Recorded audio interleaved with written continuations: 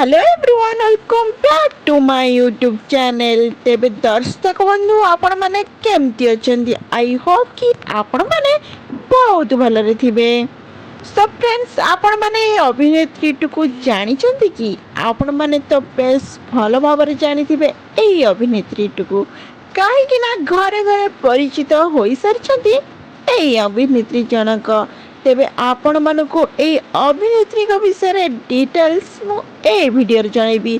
तेबे आपण माने जदि मो चैनल नुआ अछंती ताहाले सर्वप्रथम लाइक शेयर सब्सक्राइब करिया पाई बिल्कुल भूलिबानी एंड पाखर दियो बेल आइकन टी प्रेस कर नेबे जहाँ पर कि नुआ वीडियो रे नोटिफिकेशन आपण माने सर्वप्रथम पाई परिबे। तेबे ए अभिनेत्री रा प्रकृत नाम है सोनाली चौधरी और तृष्णा। तेबे दर्शक बंधु आपण माने तो एई अभिनेत्री जनको तृष्णा बेस भल भाव जानी।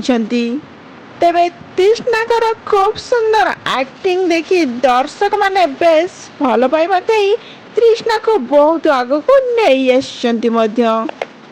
तेबे सोनाली चौधरी राज सुंदरी 2020 रे विनर हेला परे से प्रथम सीरियल रे पाद देइथिले एंड तंको प्रथम सीरियल करिबार अपॉर्चुनिटी देइथिला तरंग चैनल।